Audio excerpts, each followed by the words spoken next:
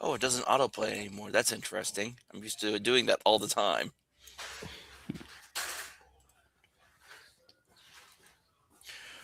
All right, quiet on the set. We're going live.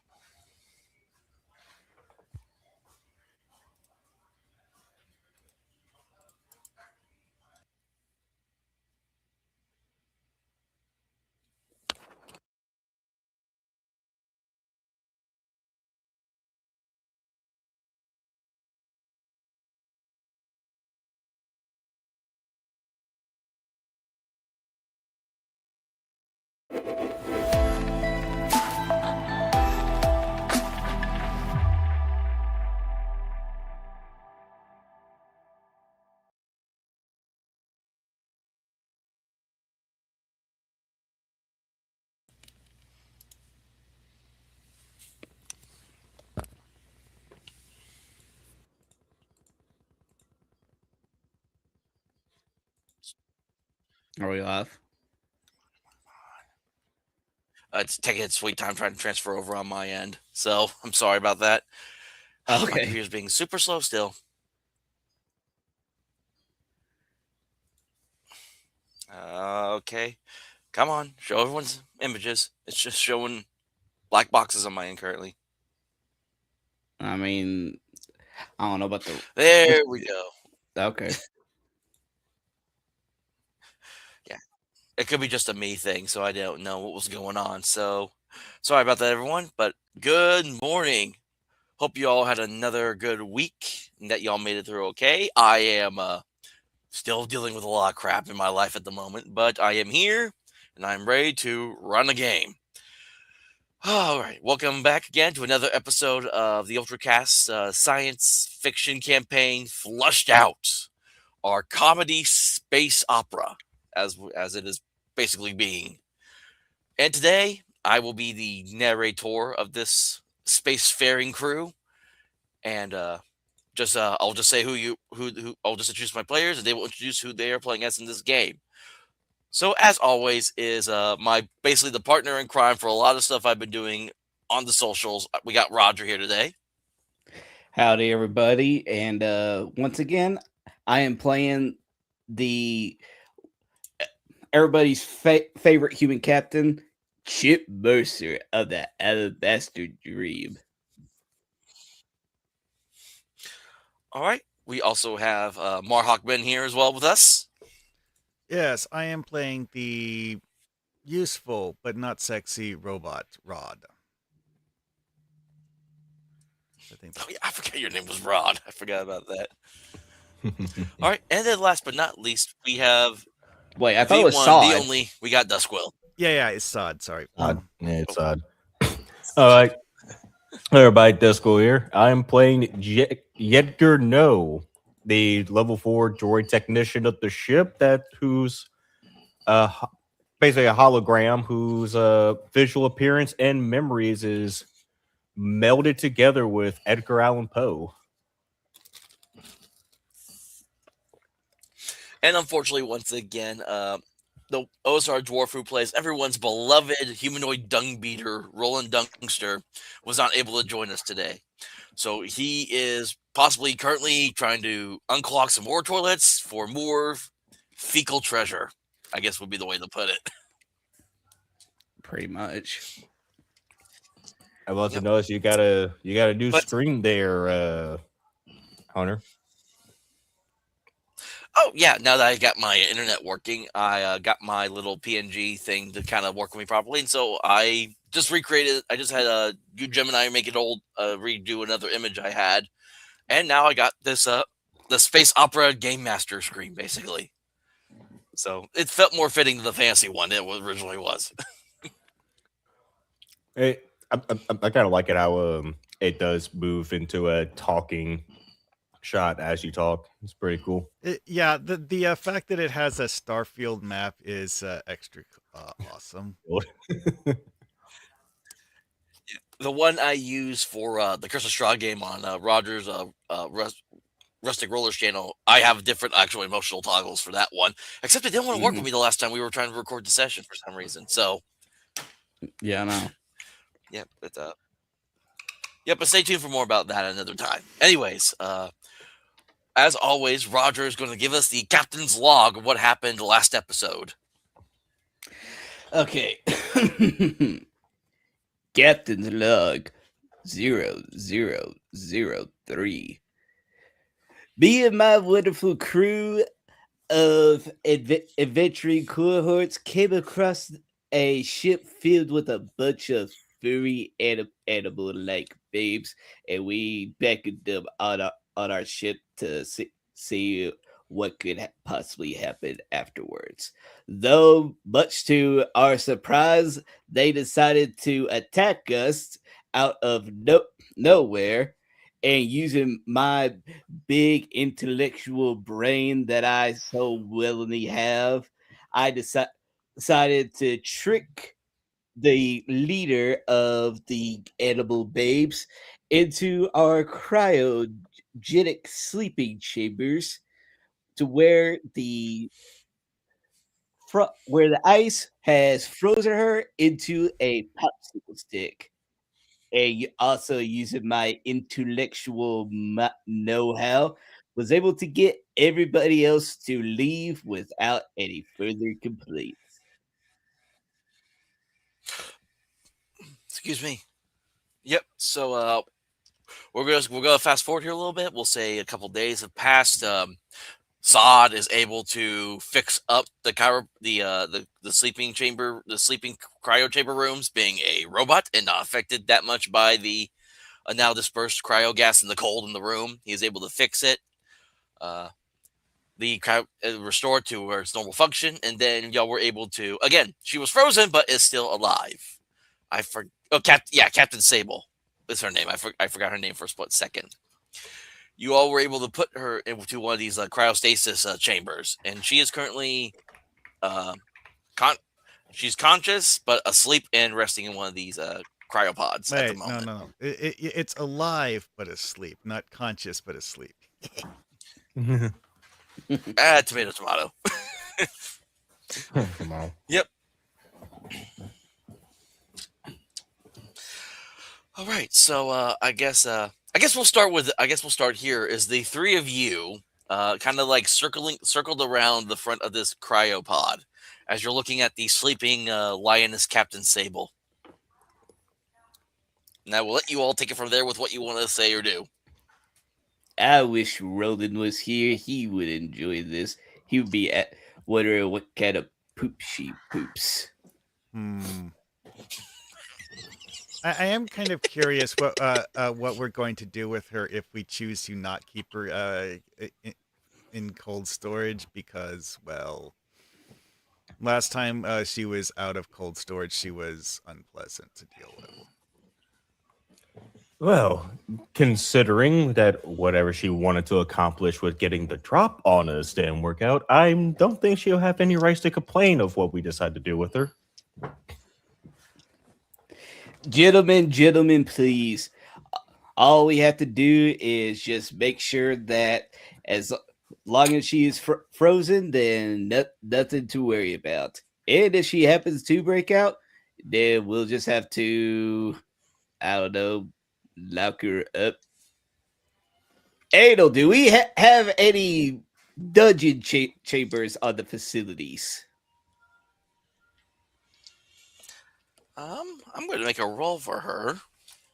It's like I imagine every time a computer monitor just descends like from somewhere in this room, and again it's a float. The screen is just like showing like lava lamp esque movements, It's but going to be like, but the lava lamp.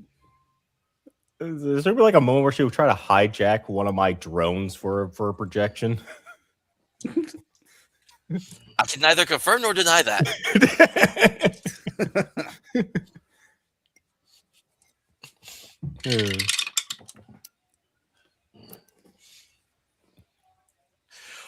All right, so you see as Angel comes out, she's like, "Oh, hello," because again she's supposed to sound like Mrs. Doubtfire, but I can't keep up the voice for a long period of time.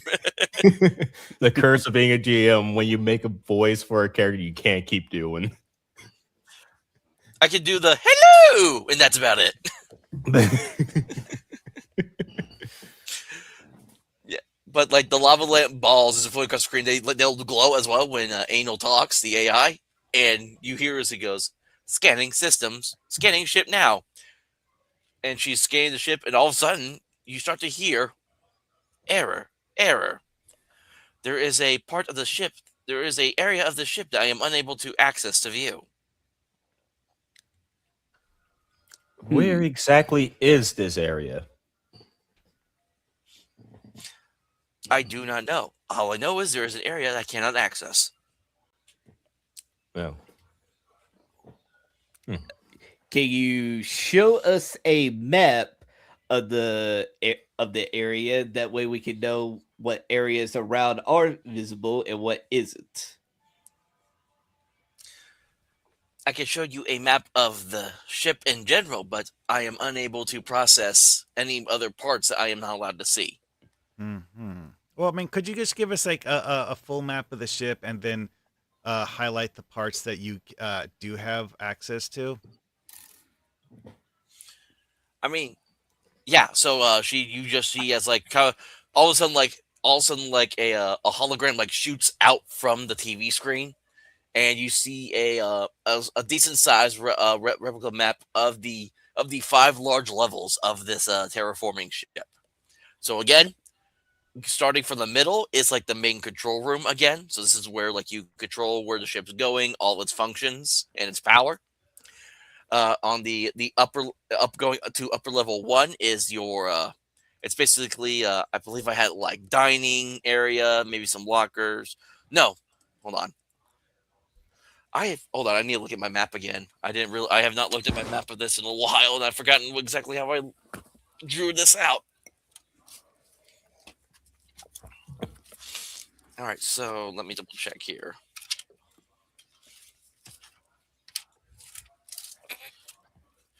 Oh, okay. So there's actually 7 levels in this ship. I apologize. I did this incorrectly. So again, main level is still the control room, controlling the ship and the power. Upper level 1 is the dining area with its kitchen and a little maintenance access to the core there as well. Upper level 2 is basically where the lock is like a giant locker room where everyone stores their personal artifacts and belongings and clothing. And again, these are like a lot of these lockers are shared because again, everyone will be it's all like you switch around in shifts during the whole terraforming process. And then where you all are now currently, which is upper level 3, is all the cryopods and the cryo chambers. Then we go to lower level 1. Hold on, I didn't even finish. Wow, I didn't even finish the lower levels. I just drew out the basic map outline. Didn't say put anything in them. Lower level 3, I remember, is where they keep all the vehicles and big heavy equipment that they were using for the terraforming project. Lower level 2 is all like basically like workshop kind of. Basically, think like a sci-fi wood workshop class. It's like one giant space version of that. So this is where like repairs are done, where robotics is being done, all that shebang. And then lower level 1 is basically just kind of like it's still like a. It's still it's kind of still like a lower level 2, just not as high priority, I guess would be one way to put it. Like there's still like some shop stuff here and all that, but there's also like it's like a computers all over the place, so it's almost like the technical side of what the mission was.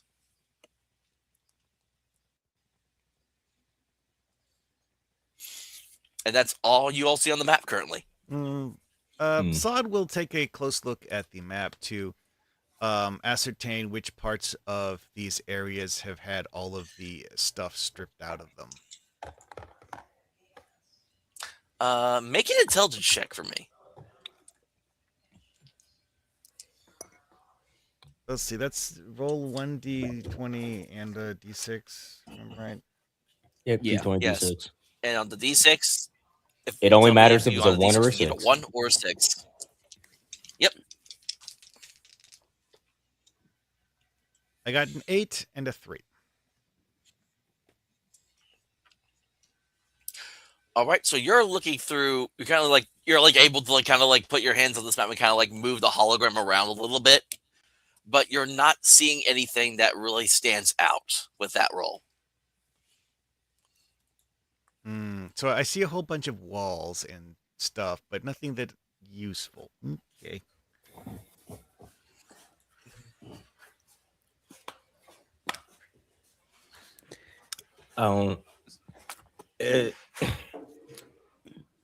Is there like anywhere on the ship, as we know the general layout, that could imply the presence of a brig? You make me an intelligence now. Intelligence check now, Dusk. Like I don't know why a terraformer ship would have a brig, but you know.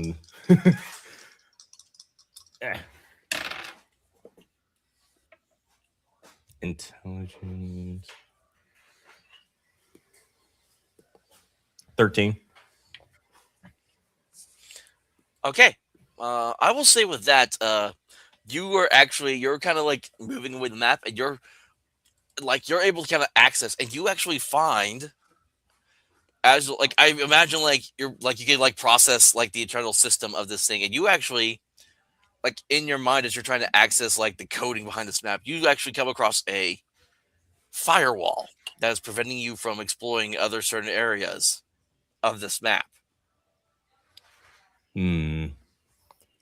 It seems someone has intentionally gone through our systems and are blocking virtual access to some parts of the ship. Huh.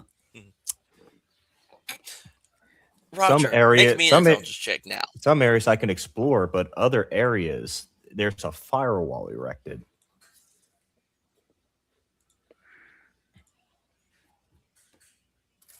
I got a 14.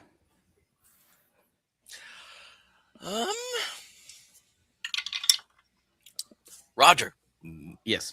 He mentions the firewall, and by some sheer dumb luck, you know what room this firewall is hiding from the map.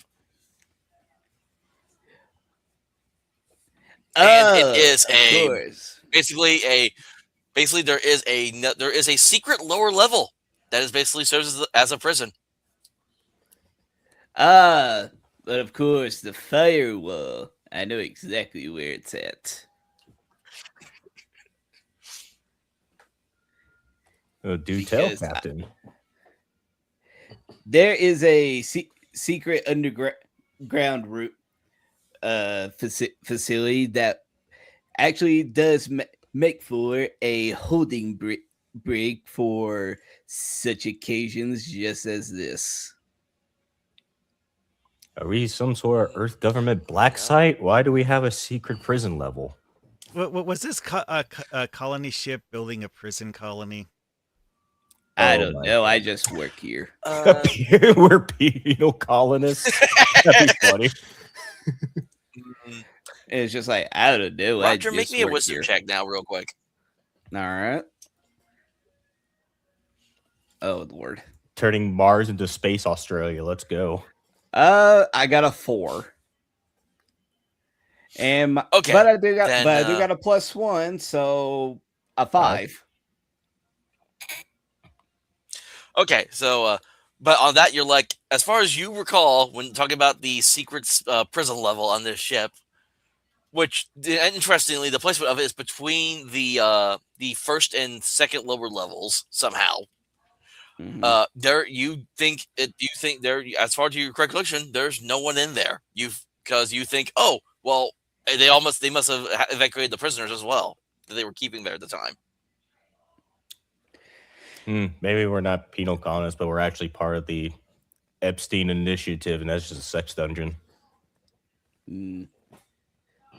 No, I would have known about that, but that's besides the point. All I know is that we currently do have a place where we can hold prisoners if such an occasion was to happen, like right now. Do you know a way to take down the firewall so Anal can have access to the floor? That'd be a bit more convenient. Roger, make another intelligence check for me on that question.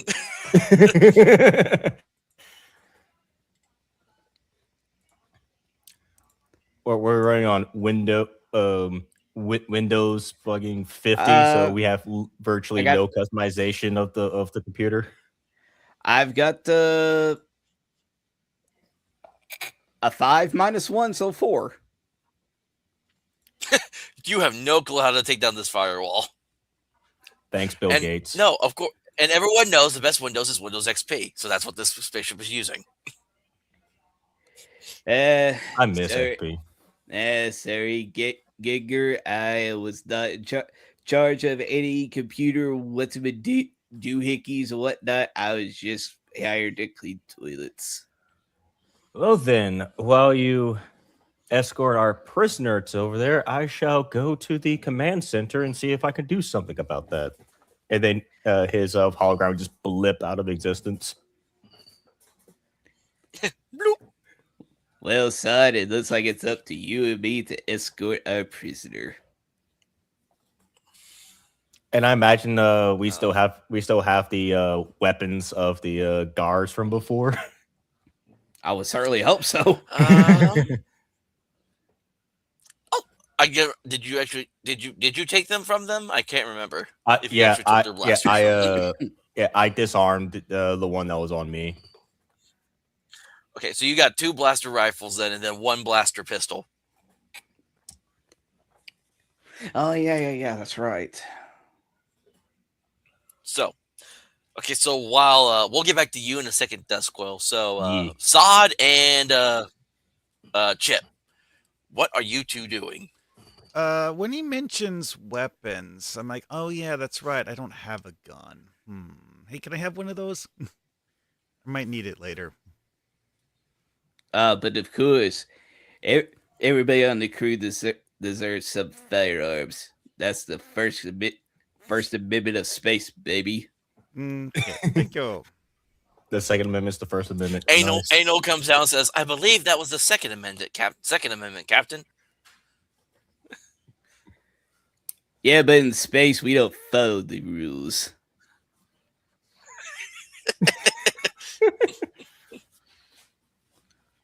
Or else we be defeating the Geneva Convention with prisoners. Yes, the one you humans like to call the Geneva Suggestion. Precisely. All right. So, are you planning to take Captain Sable out of the cryopod to escort her to the dungeon level? Is it possible to rig a thing so that we take her down there still frozen and then unthaw her in the prison cell? Just put the cryopod on a dolly. That's what I was thinking. No, there is not. I rolled a d6 to see what the probability of that is, and I rolled a 1, so that would be no. Yeah, also bad. Every time I hear the word dungeon, I start thinking of lemon grab. Well, it's not technically a dungeon. It's just more like a circle of cells. Oh, I'm going to attempt to figure out the maximum occupancy and the current occupancy of these cells. Well, currently you're unable to access because of the firewall to even look at that level. You'd have to try to break through the firewall in order to be able to see it. How about this, son? How about we actually go and check out the area before we decide to take somebody into an area we do not know about? Yes. If we don't know exactly what room we're going to put her into, we should at least, go look first, I suppose. Precisely. And I think I'll have my drones follow them. So there is a way to be able to access this secret prison level. The question is, Roger needs to make an intelligence check to see if he remembers how to get there.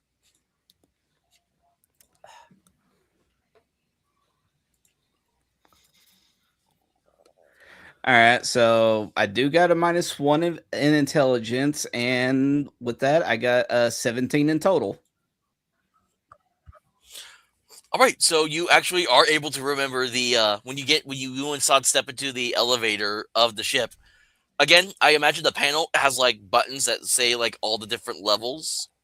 If you hit, and you recall, if you hit them in a specific order, it takes you to that prison level.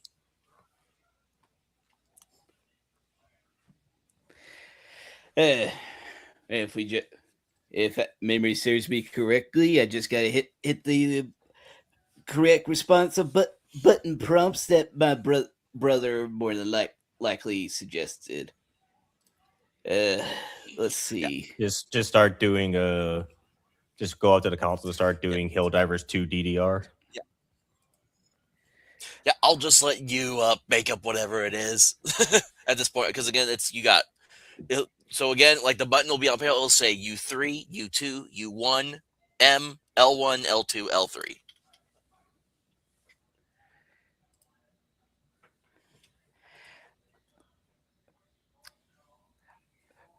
Pretty much my mind immediately just goes to he didn't put them in a order of numbers. It was in an order of beeps, and basically the beeps equaled up to the song from Beverly Hills Cop. It's like the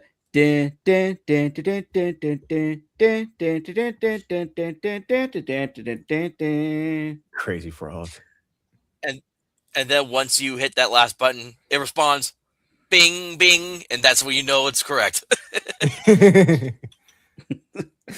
Yeah, pretty much. The only thing that'd been more fitting is if we All right, complete so a Futurama reference by making it the safety dance. Oh, that would have been great. so as Sod and Chip begin to descend the elevate down the elevator, what is Jedgar doing? As I said, I'm glad my drones fall with them, so I could easily pop back towards them after the fact, and also they can give the Captain Lady a motivating shock for just in case. But that was back when they were going to escort her first, so I'd say they'll still do it. But I'm going to be in All right, the so there's a command. drone with them then. Yeah. I'll be in the command room, and since I am a hard light projection now, I can actually finagle with the computer systems without needing my drones to manipulate things. And then I'll be trying to see if I can figure out a way to get past the firewall. Shouldn't be able to need to hack. It's be more like trying to figure out like how on the client side I'll be able to take down the firewall. All right, so make another intelligence check, but this time with advantage. So 2d20 and 2d6, taking the better of either. And while you're doing that, I will be right back in just a second. I gotta fix something. Okay. We'll do all this, and Oh, as it's a good thing I got advantage because I rolled a 3 and a 1 on the d6. So I think I'll take wow. that 3. Yeah. It's always hilarious when you roll with advantage against doubles. Yeah. Okay, you roll the same number twice. That's bullshit. I have returned. I just had to turn up my AC temp so I didn't freeze myself. I was just thinking one thing that'd be funny is that while we're going down the elevator, Chip would just look over at side. It's just like, it's very strange we haven't come across any planets yet. No, I'm actually doing. What's funny is I keep rolling a d6 randomly to just say how many days. So technically, you're all 2 days out. But what the thing I'm doing is I'm just gonna re-roll it, and it's gonna be every day. It's just gonna be you're like this many days out, regardless if it's less or more than what I rolled before for comedic effect. Oh, so it's like that thing in Futurama when someone gets executed when the random number generator hits 0. Right. Keep them guessing. So yeah, I rolled a 14 and a 3. Okay, so I'll say on the 14, you're able to start working your way into it, but it is fighting you on it, so it will take you some time. Okay. And then And then as you're doing that, we cut to a bing bing as the elevator doors that Sod and Roger are in open up, and you see again. This is a secret prison level. It is a very it comes out and there's a long circular hallway like all the other floors, except they're like these energy. It's kind of like the energy field prison cells from Star Wars. There's just like they are just Oh, like it's just they're a just endless down wall. this hall It's just a wall of energy on blocking both the prisoners in. Mm. sides. Hmm. So there's no like maintenance access to the core on this secret level. It's just nothing but prison cells. Hmm. And you actually will notice that on this level, the lights kind of flicker, and it looks like power is not as stable in on this level as it is throughout the rest of the ship. Hmm. This does not bode well.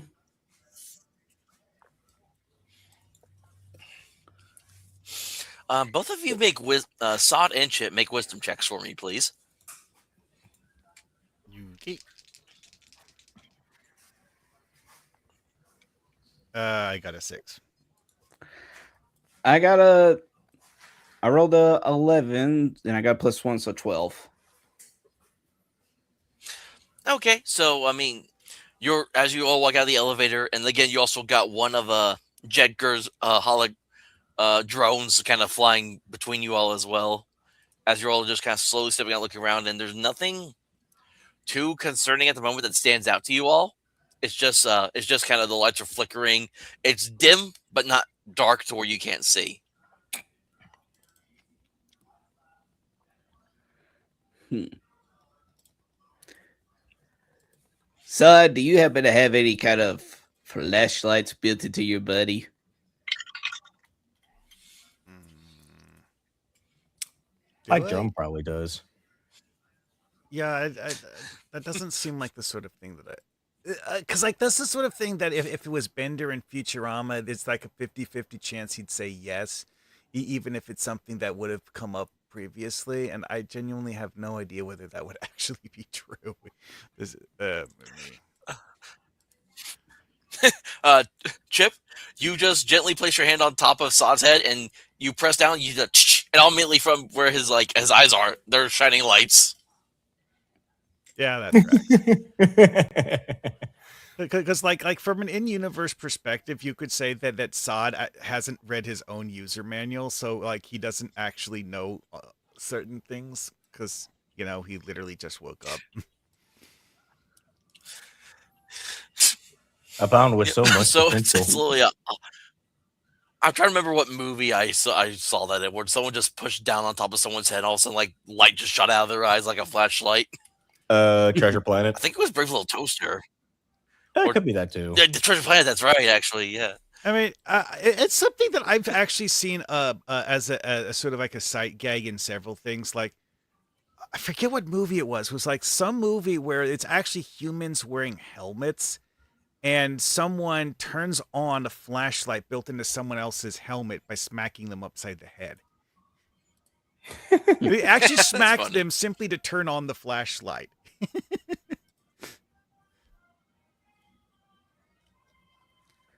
Oh, I'm hearing some music in the background. Somebody. Don't know where it's All right, coming so from. Chip and Sod, what are y'all doing? Well, after activating Sod's lights, I was figuring it's just like, all right, now we can see. Sod, you take point, and I will fall behind because I will be able to see well like you. Sure thing. I'm definitely sturdiest, I guess. All right, so I guess I'm going to be walking slowly and carefully because it's a place I've never been to before. So I'm carefully observing everything to, take in the surroundings and make uh, a record of what the place actually has as the layout because we don't actually have a proper map of this place at the moment. Exactly. All right, so as you guys begin to kind of start making your way like throughout this level, Dusk, make another intelligence check for me. Woo, intelligence.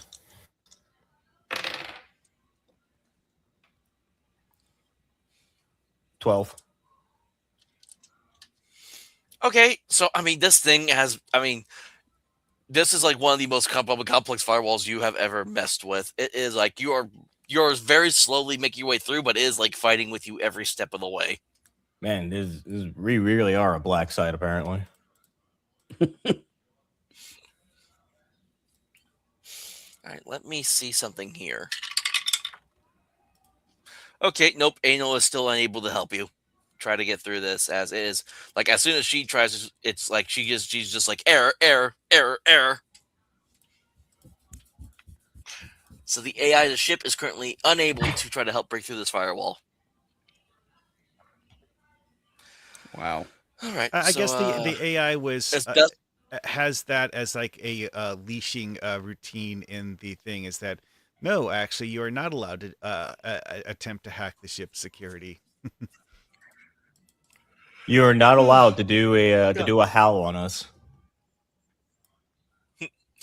All right, so Duskwill, is there anything Jedgar would like to try or do before we move back to the other characters? Mm. Hmm.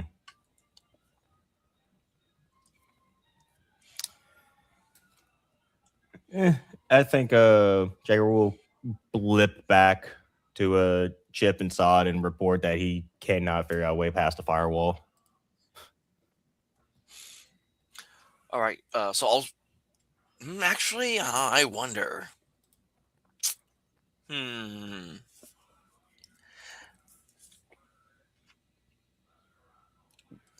me see something here really quick because I'm wondering something. Okay, nope. You are able to, even though you can't get it to show up on the map, you are able to still connect to your drone with Chip and Chip and Sod, and yeah, you're able to be actually with them now. Oh, Captain, I regret to inform that for whatever reason, the firewall the previous captain has set up has been exceptionally stubborn. Yeah, that does sound like my brother. I wonder. Maybe the problem is that he isn't being recognized as the actual captain by the ship's computer.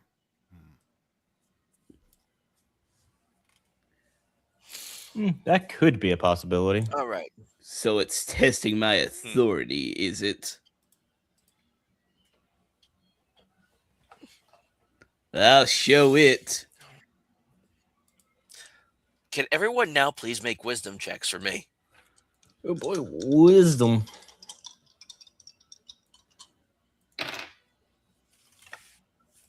Oh, sweet Jesus. I got a 9. I got a 13. I got in total a dirty 20, but I rolled a 1. God damn.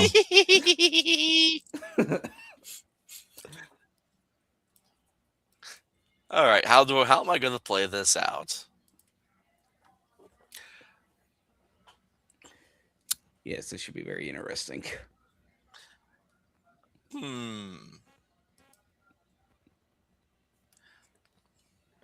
So, Duskwill, as soon as you connect back with the drone that's with Chip and Sod,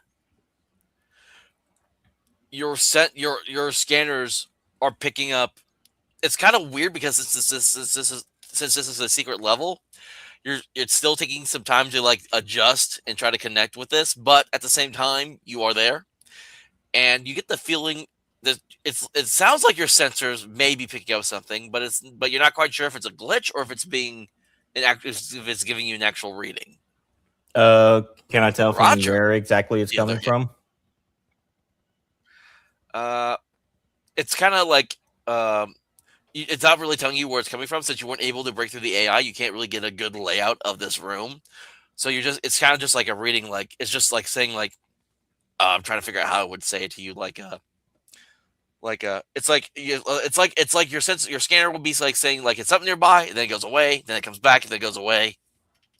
Yeah, that's slightly annoying. So you're not quite sure if it's a glitch or not. Chip, on the other hand, Yes.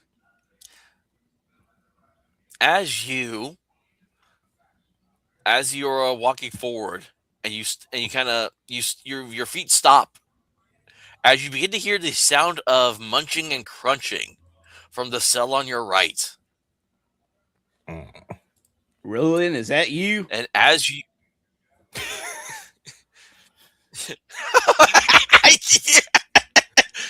and as you say that, immediately a head snaps up and turns, and you see these like blank yellow eyes kind of stare at you.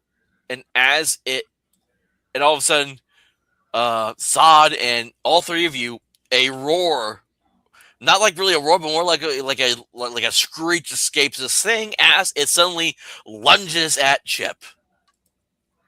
Oh, shit. Before I do anything, can I make a Constitution roll to see if I piss myself or not? Because I feel like that would scare. Because I feel like that would scare the absolute shit and/or piss out of Chip. Just yeah, actually, yeah, that makes sense. Make a Constitution check. Guys, I pissed it and shit and it gummed everywhere.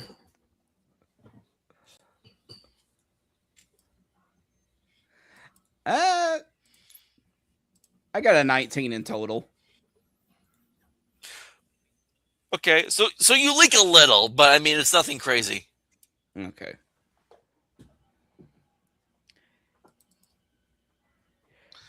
All right, but the thing leaps out at you, and thankfully, what's your I'm trying to remember what it is. Your defense score? You mean evade? Yeah, your evade. What's your evade? That's right. I forgot what it was called in this. I got a 15. All right, so yeah, with a total of 8, you're able to suddenly, after a moment, as it leaps at you, your split second thinking, you just kind of like move out of the way. You just kind of leap out of the way quickly as it rushes back, as it leaps out and slams itself like into the wall, like against you with its leap. And in this, and as you and as a Sod, I guess I should ask: does Sod does his head turn to look at what this thing is, so that way the light shines on it? Yeah, sure. I definitely was looking around trying to find things, so I suppose I would definitely immediately look at this thing well, not just to see it, but also just like try looking in the cell to see if it was the only one. So you see before the three of y'all, it is a what looks like the shell of a person. It is wrinkled. It is worn. Like the eyes are blank. Its ears are pointed. It's got large sharp teeth, and like its hands have like become claws. And as soon as the light shines on it, as soon as Sod's light shines on it, it comes to us going and just screeches again like ah, ah, ah! Hunter, I swear to God that this is Smeagol. Well, as it screeches, you hear the same screeching of others from on this level as well, from various other cells. Oh, Jesus Christ! We have a underground troglodyte society going on. Oh my God! This is exactly why I felt we should come down here before bringing the prisoner, because we didn't know that the area was clear. Exactly.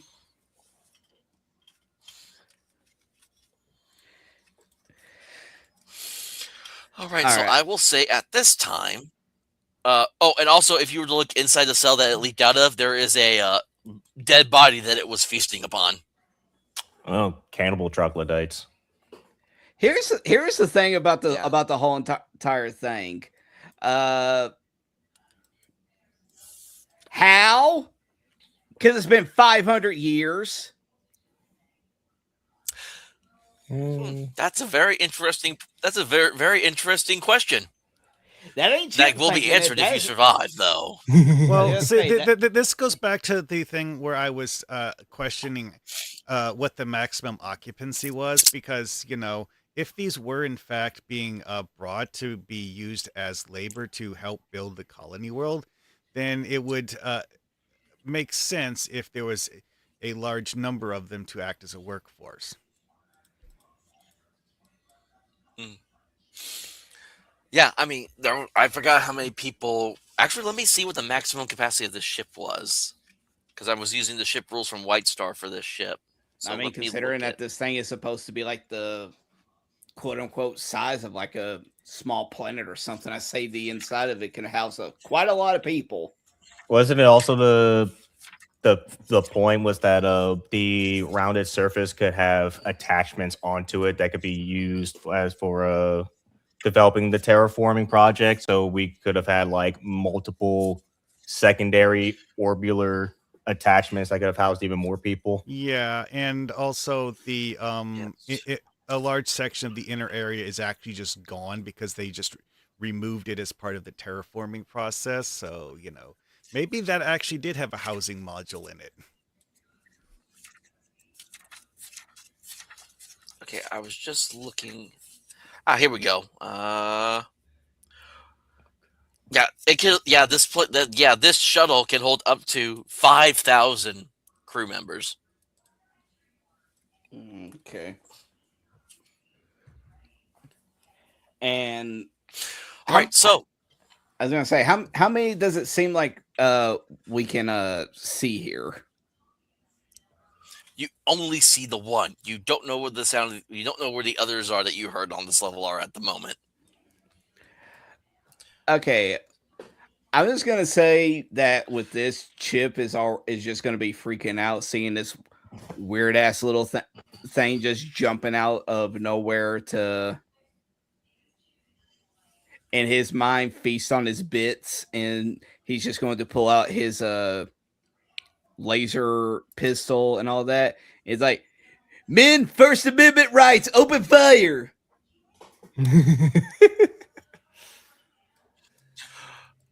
Oh, I just saw that Atmos has been chatting away in the chat. Thanks for joining us, Atmos. All right, so yeah, everyone roll initiative. So it's again for initiative on this, it's a D6 plus your Dex modifier. All right. 5. I rolled a Uh, nat 6, but I got a -1 dex. I rolled a 4, but I got a +1 in dex, so 5. Sure. Well, guess I who guess- rolled a 6? Oh no. Oh no. All right, So Knuckles. what I'm first gotta do is I gotta see if the I need to see if this creature is able to get out of the light source of the It doesn't sod. like the light. Oh, and on a nat 20, it's going to. As it will use its God. action to kind of get its way out, as it's able to kind of withstand life for a moment. And I will say with that, it will get an attack on. Who's actually? I'll say it does. Should I make this random or should it? Nah, I think it'll attack Sod. I'll say it's going to go right at Sod. I mean, I am the person that blinded it temporarily, so that would make sense. Yeah. So does a 13 hit you? Your evade. It's trying to meet or beat your evade score. Oh, my evade score is only 10. How do you only have a 10 evade? Was I my robot? I guess. I don't know. Let me double check I here. don't Your actually remember official- how the evade score is calculated for your character. Oh no, but you have armor points, so you have a very basic evade, but you soak up more damage. Oh, right. Yeah, it's So just it because I remembered that robots are armored, but yeah, okay, that makes sense then. So it leaps at you and tackles you to the ground, and as its clawed hands kind of like strike your surface, it just sparks, but does no damage because I rolled a 4 on the d6 for its damage. So you okay take then. no damage, even though it does hit.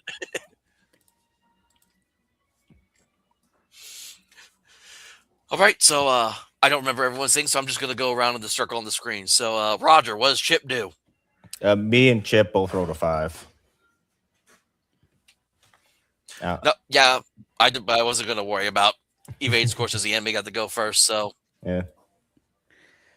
all right, so It's Chip, just what like is Roger? What's Chip doing? it's just like how Chip said, First Amendment right to open fire, and he's just gonna start blasting like Danny DeVito. And when I started blasting, All right, now here's the thing. It is on top of your robot compatriot at the moment, so you will be rolling with disadvantage. Okay. I feel like the very first shot he was going to shoot at it regardless. We'll just see how things escalate after that point. So what exactly do I roll? Your attack roll, because you're shooting, it's a you'll be yeah, again, it's just a normal. It's 2d20 and 2d6, and then add your dex. All right. All right, my first. And when you're shooting with a weapon, I'm trying to remember because with a weapon, Oh, your son of a damage is a bitch. d6. Uh-oh. Well, I rolled a 4 on my d20 with the disadvantage. So with a +1, it's a 5. All right. And let's see what I get. Did you get another one of d6? All right. I rolled a 6. Come on, give me a 6. Give me a 6 and a 5. All right. So nothing happens with the d6 roll. Right. So you miss both of them. Thankfully, you don't hit either of them. All right. So then we go to all right, Sod. You're currently you have this weird savage looking thing that's trying to claw at you unsuccessfully. What are you going to do? Well, I am carrying the whatever pistol in my right hand, but in my left hand I have that crowbar that I've been carrying around since the beginning of the game. So I'm just going to whack it upside the head with the crowbar. All right, and you are attacking with a weapon, so yep. So so just do a regular I believe strength check to try to hit it. And if you hit, it'll be a D8 damage. That's a D20 plus D6. D20 and D6. You don't add them both together. Okay, got it. Okay, I got a 13. And I get a +1 on strength. So. Okay. All right. So, yep. The third. Yep. So if it's a 14 total, then that will hit. And roll the 8. 4. All right. Hold on. I'm trying to find. Here we go. Hit dice. I was trying to remember how many hit dice I needed to roll. And you dealt how many damage? Again? 4. And I just rolled up its HP. So as it's clawing at you, and it screams like, ah, ah, ah, ah! You grab it. You grab firmly the crowbar, and you swing at it, and you all hear a sickening crunch as it caves its skull in with one swing and kills it. Holy shit! damn.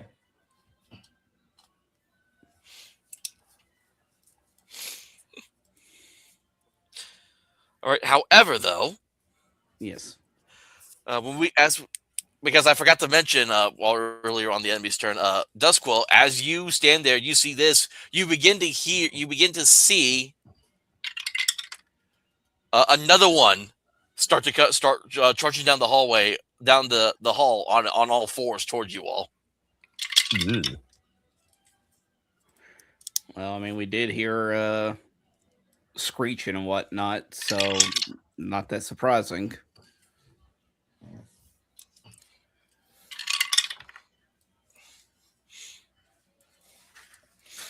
All right, so Duskwell, on your turn, what would you like to do?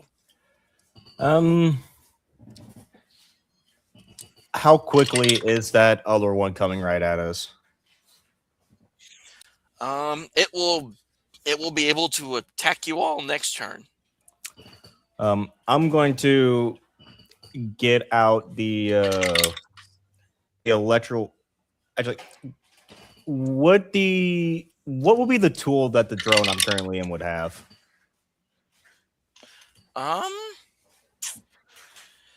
What would you like for it to have, and then I will roll to see if it has it or not.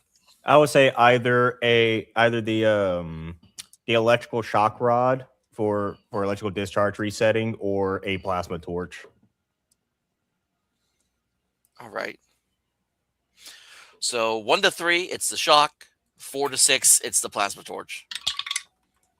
And it's got the shock. It's got the shock. All right. So I'm gonna have my drone whip out it's a shock rod, getting ready to hit the mutant cannibal troglodyte thing that's coming our way. As I scream out to the other two, like, Captain, I believe it's advisable for us to do a tactical retreat at this moment.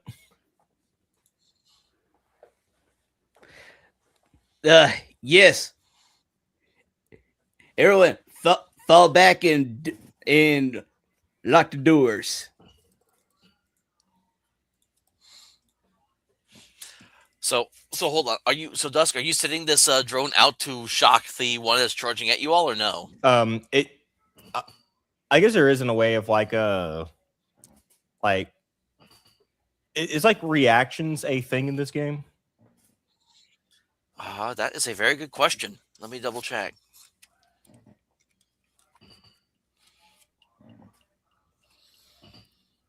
Like reactions, attack of opportunity, etc. I don't think in this one there is. I mean, the original rules that this game is built upon may, and he may have just not put them in here.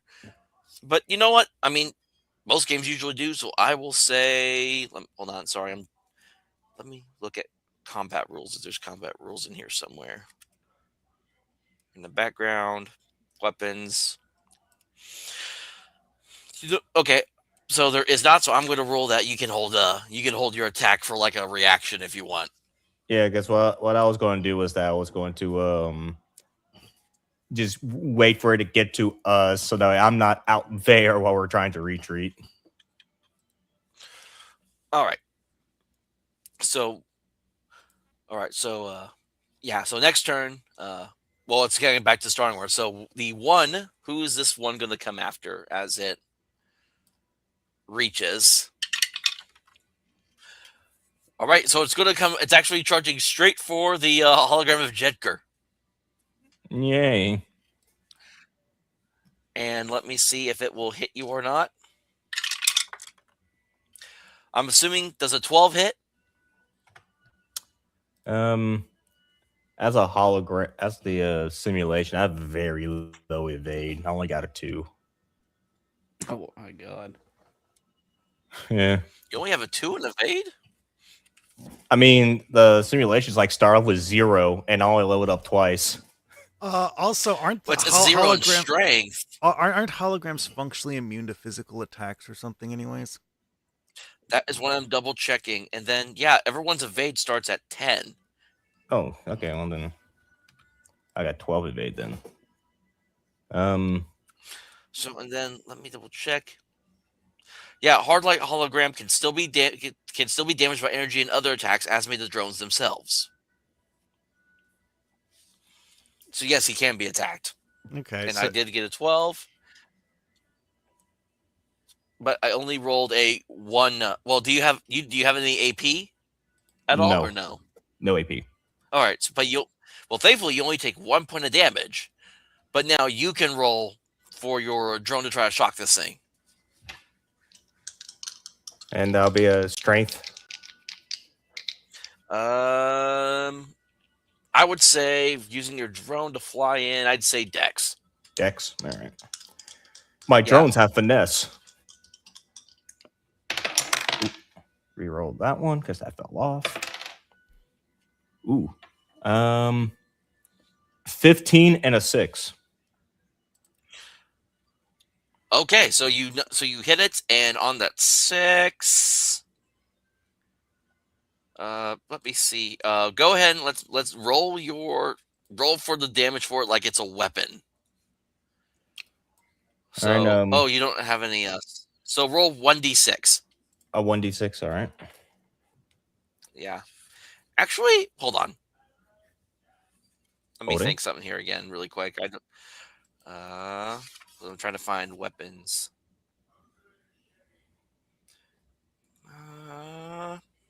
You know what? Yeah, 1d6.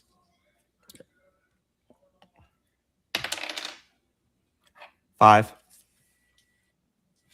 All right. Funny enough, your drone comes in, and it's the comical shock thing where you actually like the skeleton flushes in and out, and then it just collapses to the ground, black and charred and smoking, as you have taken out this one as well.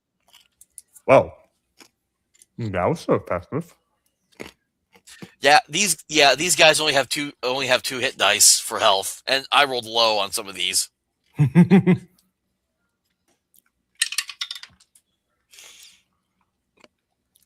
All right, so, but as you take out that one, you all begin to hear large footsteps. Oh no! It's As the a mama large mutant.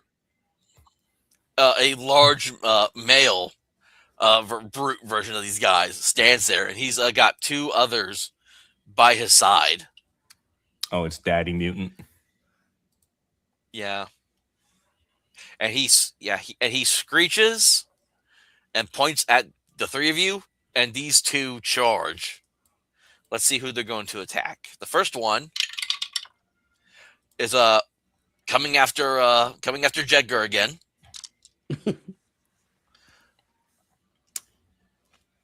What a cruel twist of fate. Okay. So I rolled a nat 20 for the one coming at Jedgar. However, I rolled a 1 on the d6 for him as well. Oh, wow. Oh, natural.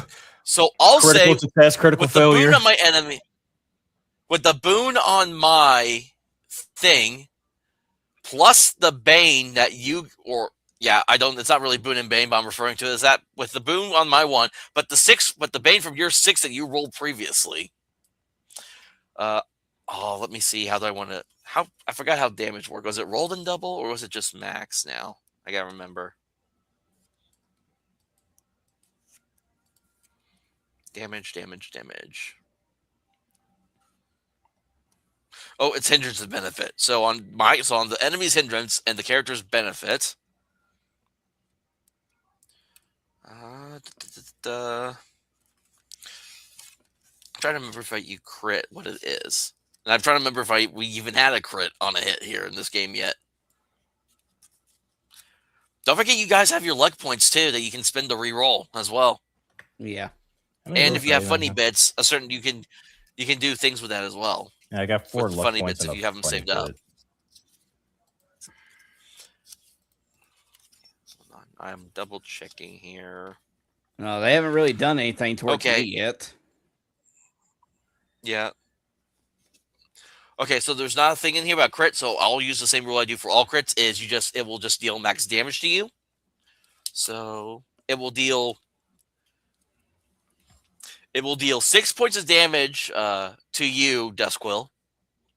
However, 6 points. I will say with this though, go ahead and just roll for how much damage your drone will do to it as it kind of swoops in for like attacking you. 6. Okay, so you get this thing pretty good, but it is still up. So the second one. Oh, geez. They're all, for some reason, they both decided, let's go after this weird hologram first that killed our friend for some reason. I mean, that is the person that would have drawn their attention logically.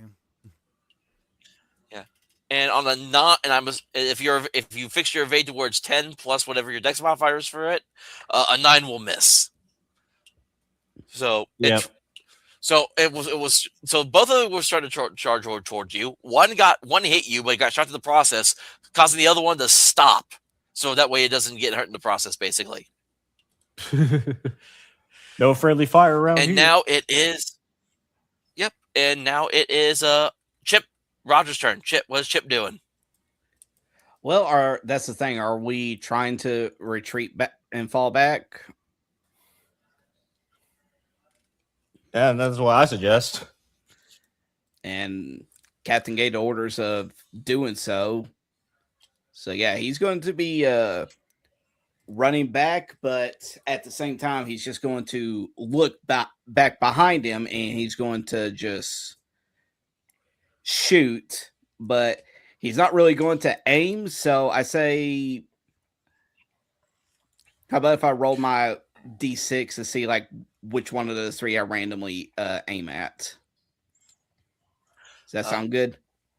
I'll roll the Z6 to decide which one you hit. Just roll to see if you do hit. Okay. All right. What in the shit? Okay. That 5 again. So I don't hit anything. Nope. Seems You're to be- looking for a seems to be 12 on weird these numbers. guys. All right. Wow, I swear. So Chip is basically living. So Chip would make a good stormtrooper because he's firing but missing. But at least he's practicing his First Amendment rights. All right. Now, Sod, what are you doing? Last time I was laying on the ground. I will sit up and fire at one of the little ones that was trying to attack Edgar. So you want the one that's already been injured, or the one that Yeah, hasn't sure. been hurt yet? Yeah, sure. The one that's already injured, I guess. All right. Roll the attack.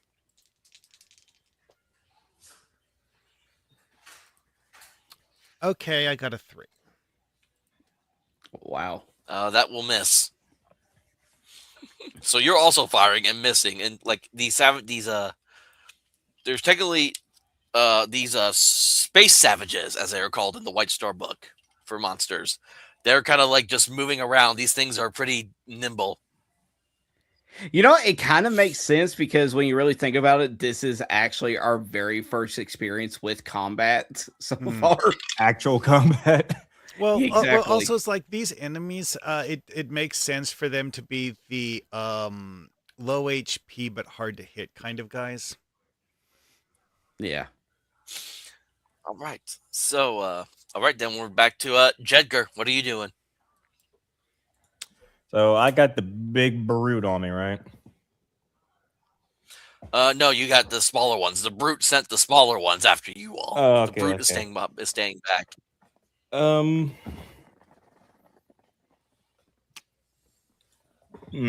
I imagine they're not gonna try. They're not gonna let me retreat without reprisal. So I'm gonna try and go for a stab at another one, and maybe I can get an opening to back out. Oh, are you basically just kind of using like your hard light self to just stab, just kind of like knife hand spear through one? I mean, like the thing is, like the prod is still coming from the drone. Oh, so you're using the drone still? I thought you were using yourself when you say stab. Yeah, like All right, so I mean, I think that is a good question. With my hard light, can I like turn that off and on at will, or is it just you permanently can, on? yeah, you can turn it on and off at will. Yeah, you can turn it on and off at will. Doesn't part of the book say that you can like let physical objects pass through your hologram whenever you want? And That like, was you're when like- you were in the hologram form originally. You're now when you take form, it's a hard light form. and like Right, like, right. if I But could turn the hard light thing, my understanding is like when you want to. Okay, due to their existence as a hologram projection, simulated beings can interact with the real world using special drones, but cannot be harmed themselves by most physical attacks. They may be affected by electricity, some hack attacks, or any effect that could disrupt their forms. They also appear anywhere on the ship instantaneously if the AI is feeling helpful.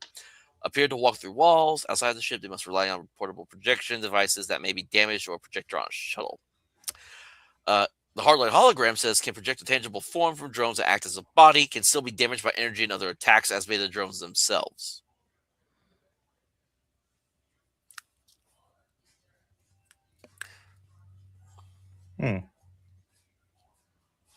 So I guess, I mean, you can't. So I'm trying to figure out now. Does that mean that technically these physical attacks shouldn't have harmed you earlier? I wonder, or Probably not unless they aim for the drone, which I don't know if they're going to be intelligent enough to aim for the drone. Because if you're hard light, you are physically there.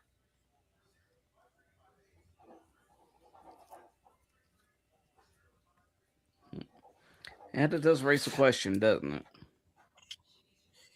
I think if you were just if you had just stood on the projection drones, it would miss and they would just attack the drones. But since you are a hard light construct, it can hurt you. But the thing is, it's not that it wouldn't like kill you outright. Your consciousness would just float back into the drones for like a time until your hard light body kind of reassembles itself in the system. That's how I would rule it. Yeah, it makes sense. So you can be defeated but not killed in a sense. They would have to destroy all your drones in order to like stop you from like reappearing. Well then, operating with that in mind and considering you said I can turn the hard light off and back on. Yes. Can I reach into the chest of one with the hard light off, and then when I think I'm near where his heart should be, turn it back on and just crush the heart? Jesus. Well, no. Here's the thing: the way you project yourself is only through hard light. You can't become you can't be like a projection like you were before. Yeah. Okay. Oh, then yeah, I'll just stab one with the drone. All right. Now the thing is though, if you're using the drone, then it's a dex, and it's good. Yeah. So yeah, roll to see if you hit. Oh, that is definitely a miss. Atmos says, "Throw a barrel at it."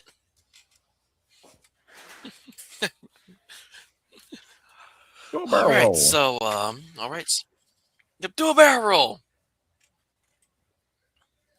Okay, so on that turn, we are going to see the one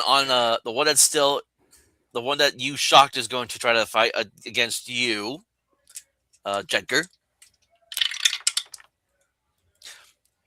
Oh, and I rolled a nat 1 for him.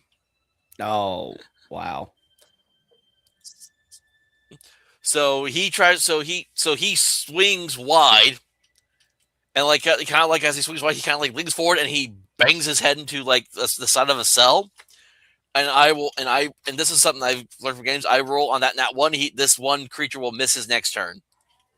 On a nat 1. The other one is not going to go after the hologram, the hardlight hologram, and he's going to go after Chip.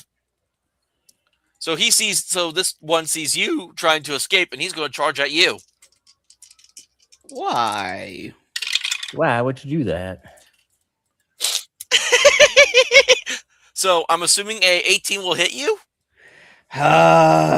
Yeah. Unfortunately. Yes, so an 18 will hit you. However, I rolled a 1 on the D6, so there is a hindrance on this creature. Okay. So you will take 3 points of damage. And don't forget your AP. Subtract your AP from that if you have something that gives you armor protection. Which I think you have. What? Don't you have something that gives you?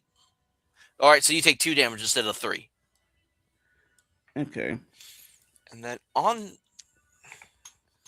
that one, the hindrance for the creature, what does Commander Chip do in response?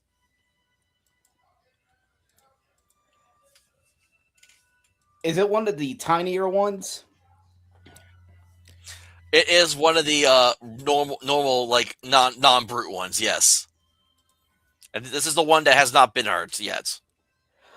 Okay, in that case, he comes in and bites him, and then Chip's just like, bitch. And then he's just going to kick him in the dick. All right, make a strength check.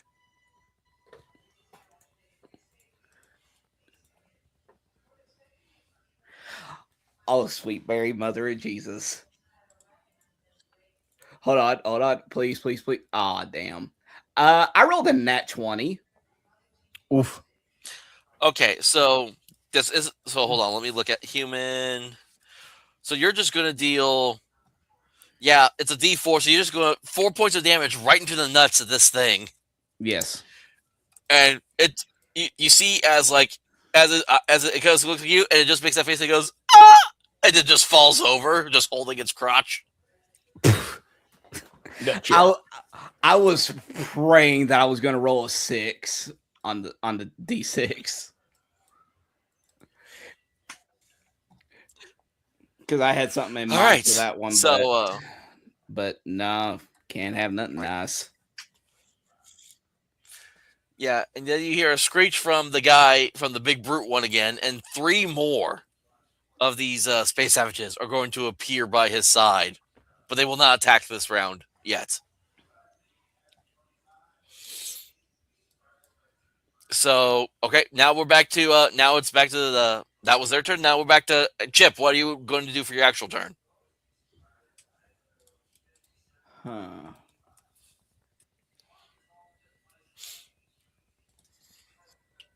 Chip is going to pick up the one that he just kicked in the dick and throw it at the big dude. Gotta throw a bitch to hit a bitch. Yeah. Exactly. All right, so as you try to pick this up, dude, what is your strength score? 10. Damn. All right, so you're giving me a strength check with disadvantage then to see if you can throw this dude. All right.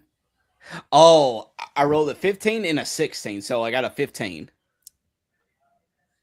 And let's Okay, just and check then on what'd the you get on the D6. D6s? Well, it don't even matter because I rolled a 1. Damn. All right, so let me see. You are able to throw it. Okay. And I'll say this is treated like I'll say you're basically using you're using a motherfucker to beat another motherfucker. Yeah. So roll your your weapon die is D6. So go ahead and roll D6 because you will hit this dude. I only rolled a 5. Okay, wow. So you actually, as you see, as it like hits this dude, the guy actually very angry.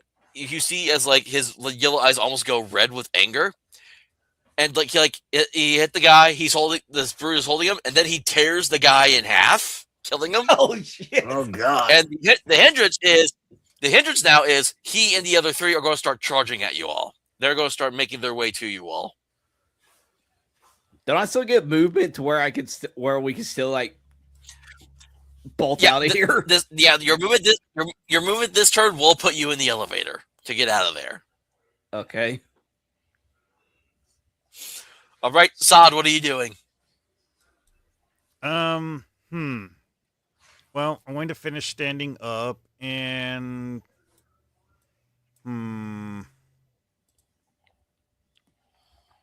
I don't know.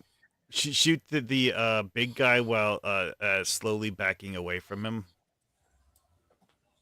All right, roll the hit. And you're adding your dex. Wait, adding my dex. Oh. Because you're shooting. Okay, well that's 13 reduced to 12.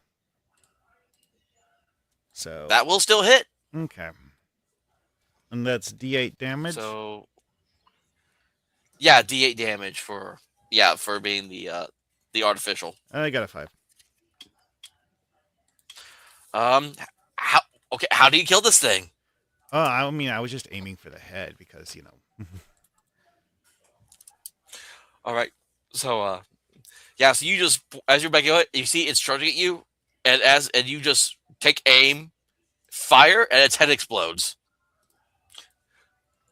Hell yeah. Yeah, it only had like 10 hit points. And I'll Damn. say at this point, so you shoot the brute. Let me double check something here. See if there's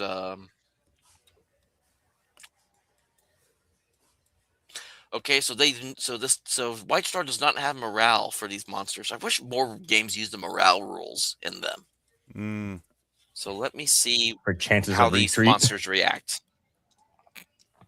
Well, actually, I gotta wait till their turn before I can do that. So, we're moving. Jedker, it's now your turn. What are you doing?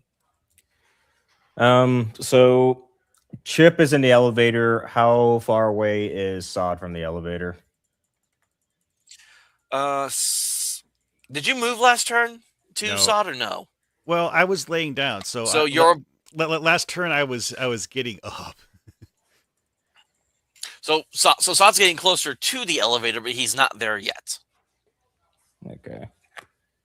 And don't forget, you still have the hurt one on you, I think, at the moment.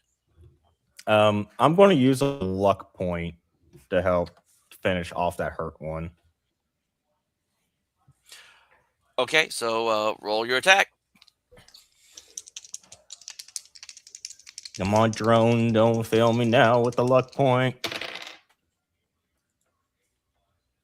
12. It's 12 hits. Yep. 12 was basically their AC or evade. Damn, I rolled a 13, but I got a -1 deck, so I just made that.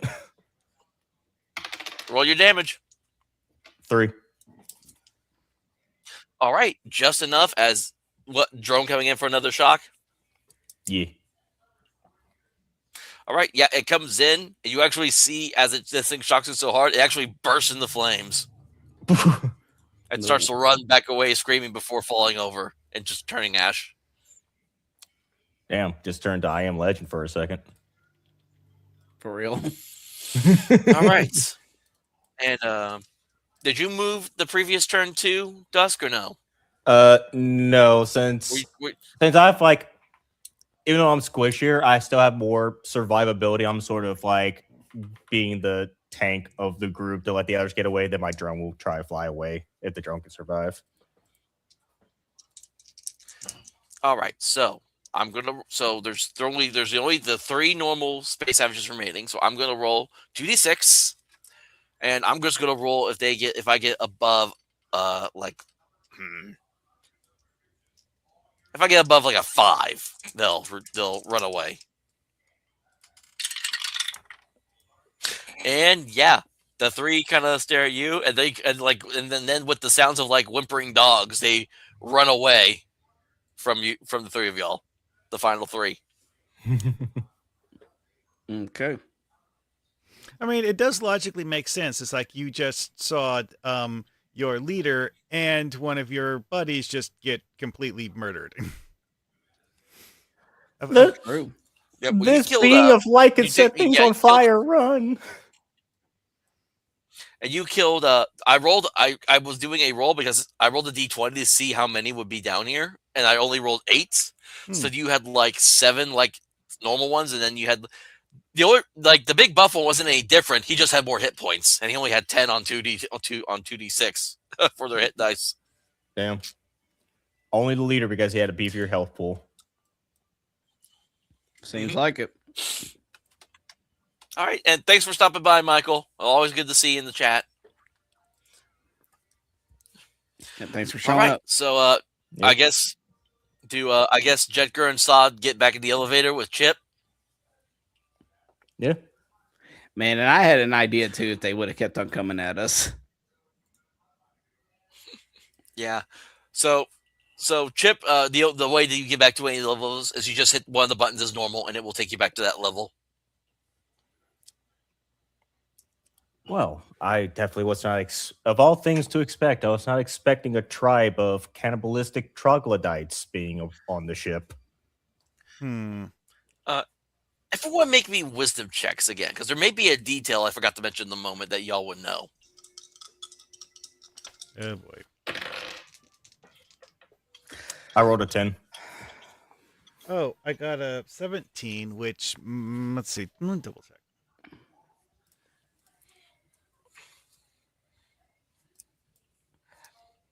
I rolled a. Yeah, I yeah. rolled. Go ahead. My wisdom is -1, so it's a total of 16. All right. Mine is 17, but I also rolled a 1 on the d6.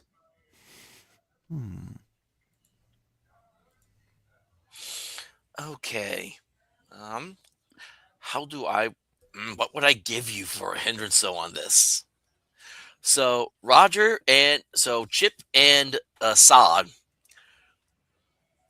you didn't realize it at first in the heat of the battle, but when you all catch your breath and you stop to think, you recognize that some of those people some of those space savages that you fought were wearing old, tattered space uniforms. Were we fighting the crew? Oh no! I need to make a luck roll on my end for this because this hindrance may be something crazy. Oh Oh lord! my god. Chip, what did you do to the crew? Hey, Roger! What was Chip's brother's name again? Andrew. Oh. Okay, you think you may have seen on one of the ones that ran away a tag that said Captain Andrew.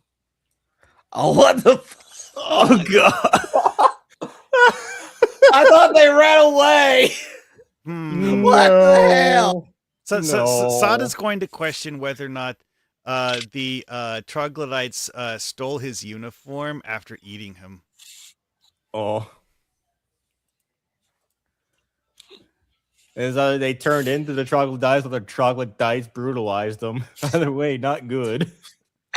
Hey, multiple things can't be true on this crazy spaceship. People could have escaped, or some of them could have been eaten by these weird cannibals that were kept in this dungeon.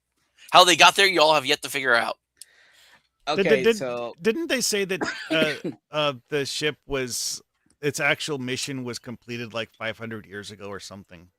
Yeah, then Chip It was drunkenly activated a jump drive.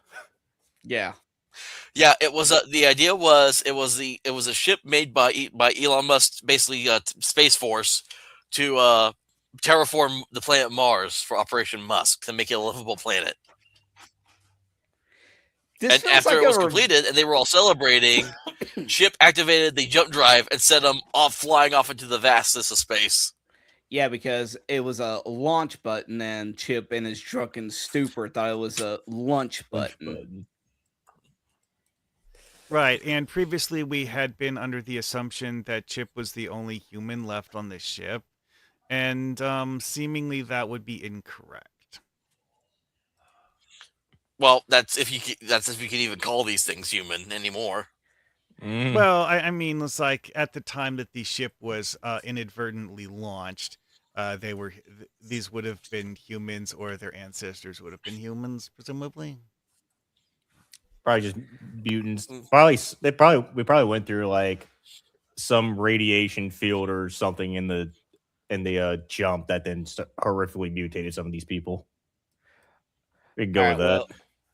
Well, basically, whenever Chip thinks back and he sees about how one of those things was wearing things that's said Captain Andrew on it, he's just going to look at both Giger and Sod. It's just like, Ben, we never came down here. Is that understood? I don't think I could ever agree with you more on anything else, Captain. I do not want to come down here ever again. No, this whole ship does not have a floor to store prisoners. I think instead of being able to take down the firewall, I think I want to strengthen the firewall now.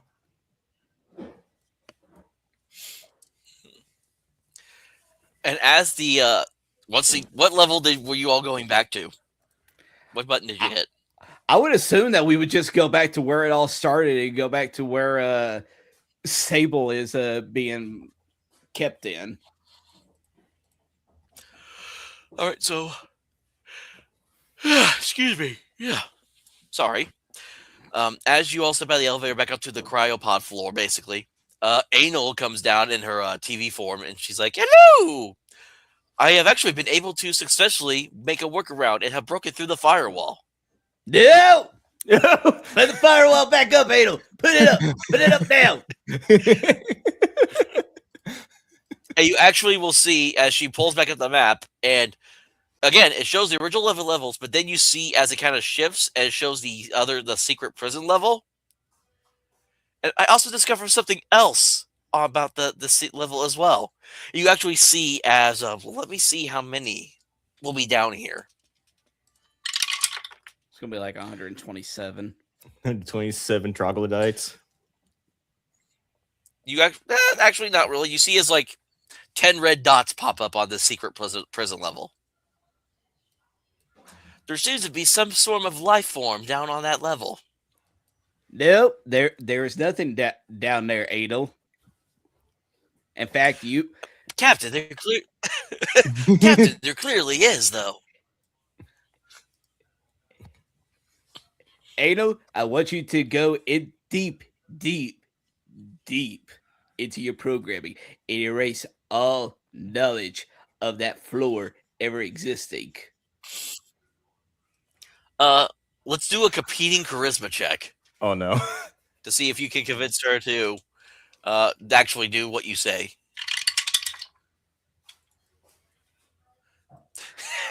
I swear, did you get a nat 20? Because I got a 16. No, I got a 12 and a hindrance. Okay. Well, I didn't get a. I got a 4 on my D6, so I only rolled a 16. All right, so but this hindrance will work. This hindrance on me basically works in your favor as a she goes okay, Commander, and she's like removing, and you hear like go to the robot removing files, and any knowledge about this secret prison level will be wiped from the system and from the map.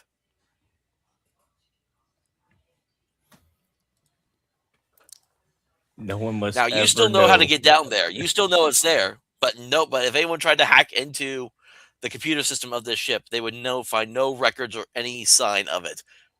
Like, period. It has been completely wiped from the system.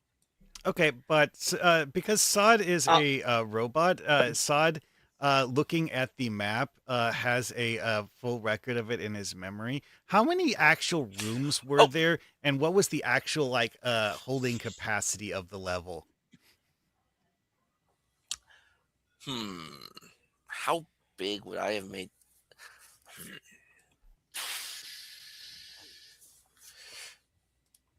Let's see. This is a ship that's meant to hold at least 5,000 people. Yes. So if there were, I'm thinking here. I'm trying to think of how. I'd say there was about maybe 100 or so cells that could hold like maybe somewhere between 10 to 20 people if needed. All right, so 10 to 20 people each and 100 cells. So what, like 1,000 or so? Yeah, but the before the map disappeared, you saw that it only picked up like 10 living life forms. Yeah, so like the former capacity was quite high, and so that does actually make sense with the idea of it being a prison complex then.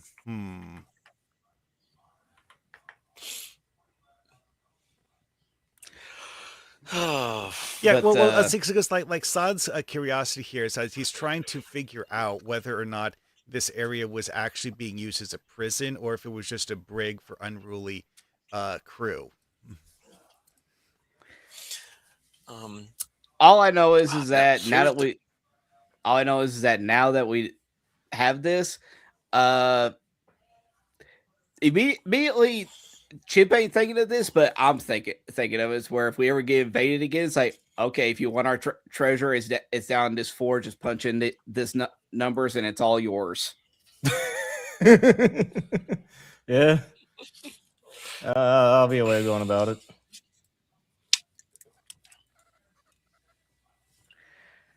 It's like, and yeah, pretty much.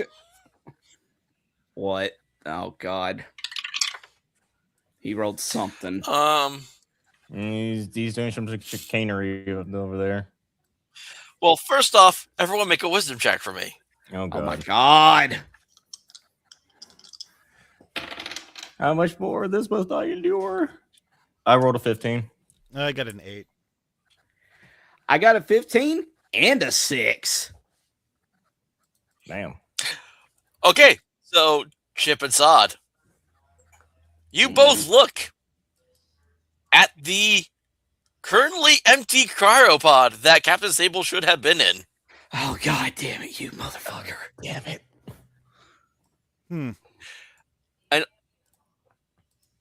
And on that 6,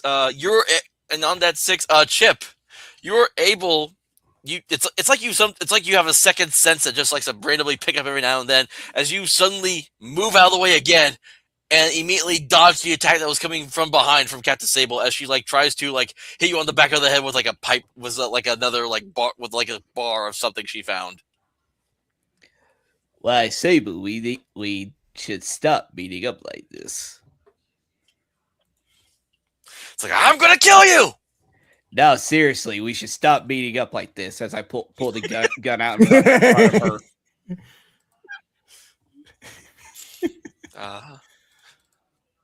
I'm just aiming at her. I want to try to be as intimidating as possible to make sure she just backs the fuck down.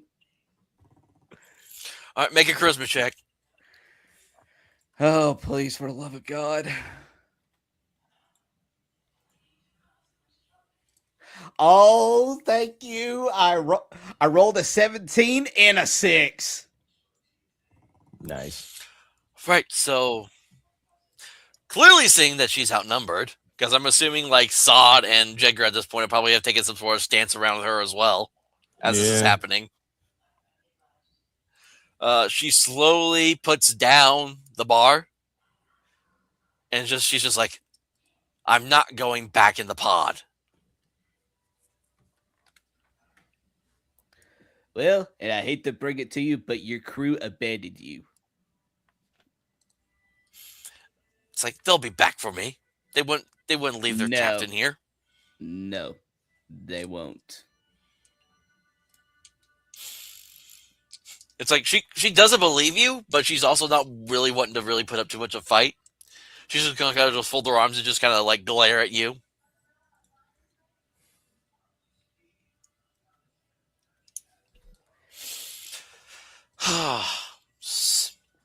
So what are you gonna do to me now?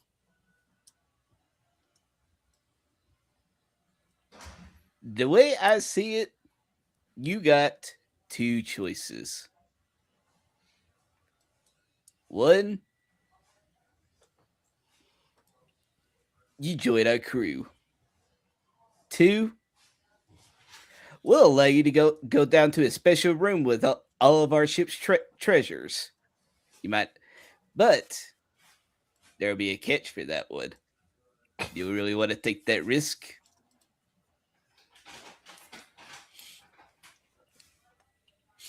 I'm assuming by your special treasure, you mean more like unspeakable horror. Roughly accurate. Well, I guess I don't really have much of a choice now, do I?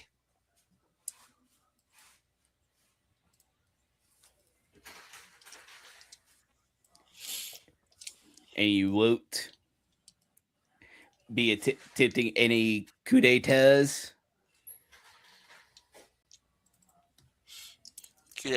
She just looks at you confused, like she has no clue what you just said. I will admit, I'm with her. I'm surprised you know that word, Captain.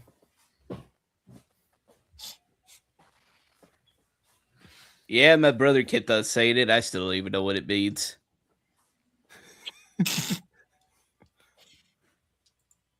I just thought it sounded cool. Fine. I will work with you. But my people will come back for me. I mean, she believes it, but we all know, like out of character, we all know, yeah, they're not coming back. The role Yeah, determined exactly. that would not be the case. Yeah. Yeah.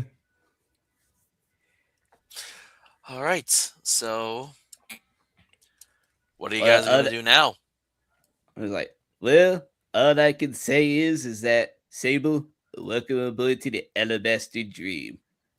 You will be working under first mate Roland whenever he gets done with his exploits.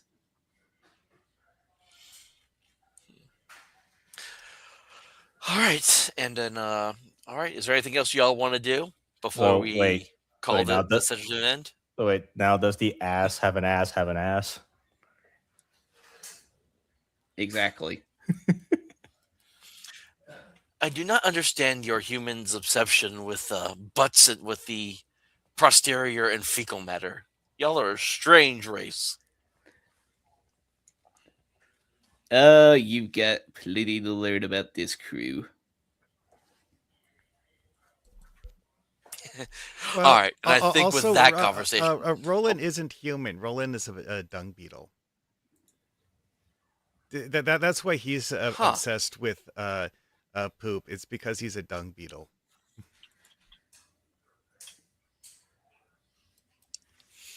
that is interesting.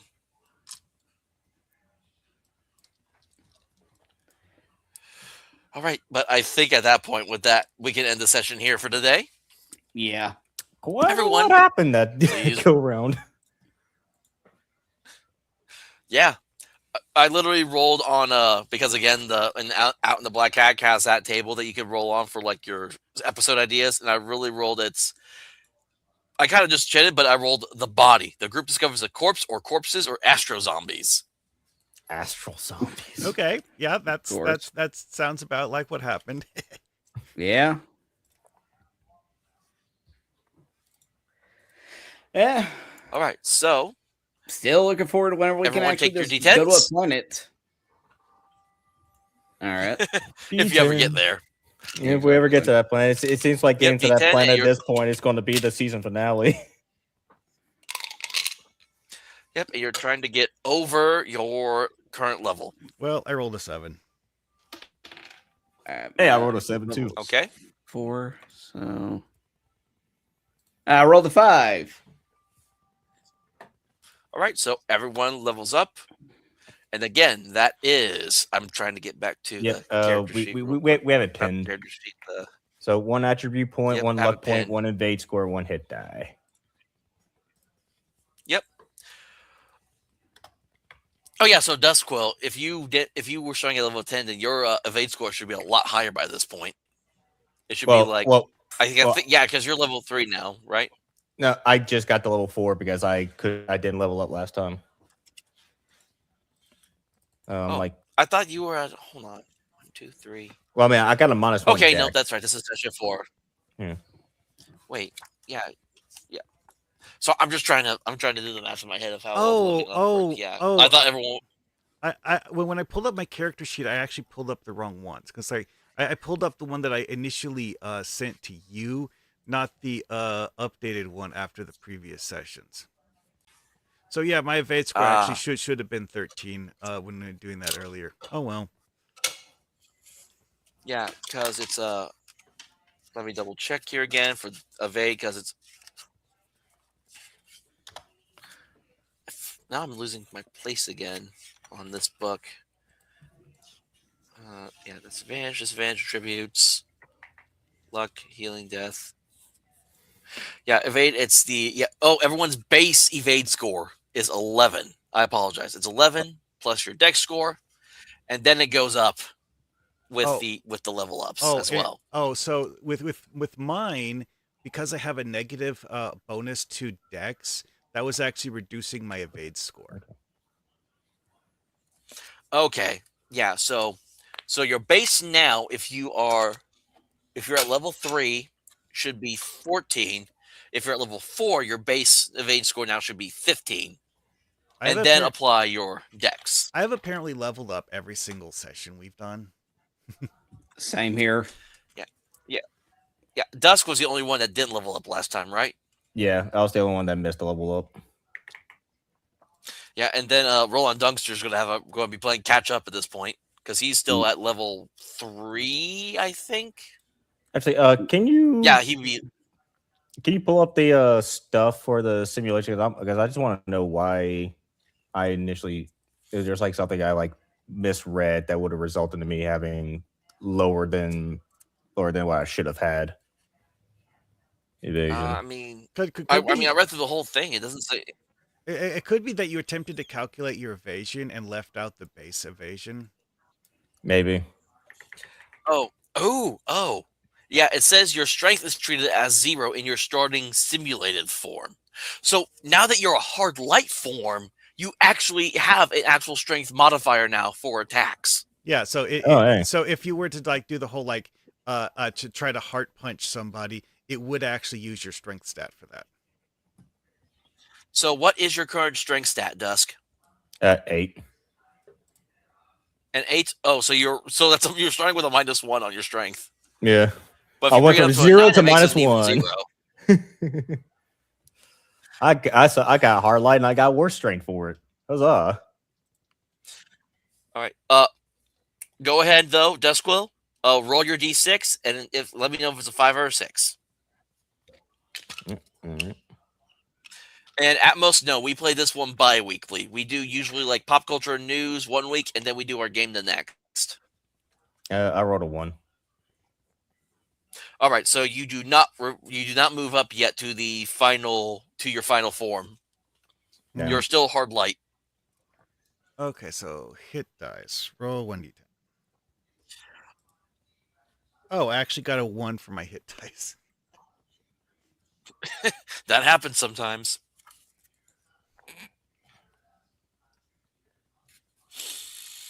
All right, and then don't forget that you have abilities as well for all like your certain class it's really your races, but they're technically like your classes as well in the sense. Character archetype. Yeah. Oh. Yeah, I'm trying to go back and finding the old thing that you posted for all this, so that I can figure out exactly what all stuff I can get as a human. Okay, so for human, so you for your hit die, you have 1d8 per level. Yep. Your attack damage is 1d4 unarmed or 1d6 if you have a weapon. Mm-hmm.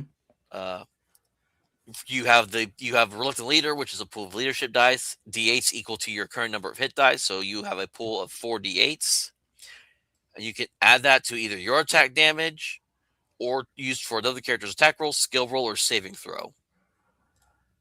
The human must describe how they are helping the other character, and then when making an attack, distribute any number of these dice among any number of nearby targets. For each target, the player designs dice. The player must come up with a bespoke and hopefully comedic narration for the attack. Make a core mechanic roll for each target to see if it is hit. If so, roll damage dice assigned and reduce its HP by that amount. The pool of dice resets after a scene change, such as a normal rest period or at the start of the next session. And then, yeah, that says you can only have one human leader per group. Once per combat, a human can give an inspiring speech or convincing statement in place of an action. The player can choose to give all allies who hear an advantage on their next attack or advantage on saving throws. Only one human character may do this per combat. And then you have human ingenuity, which is a human can improvise a weapon out of combat or while doing nothing else in combat for 1d4 rounds. This is a hand weapon that does 1d6 damage. If the player can come up with a plausible description, it could be a ranged weapon instead, such as a bolt gun used for repairs.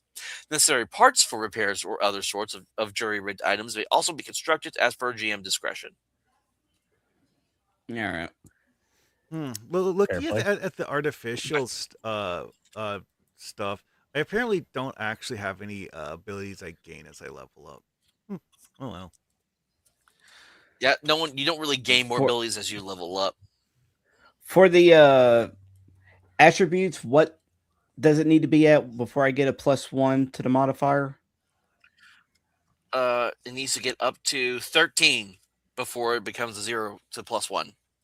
Ew. What about up to a +2? a +2. It is at. Hold on, I was just there. Did I flip away? Damn it. +2, +2, +2, +2. Needs to get to 16. Okay.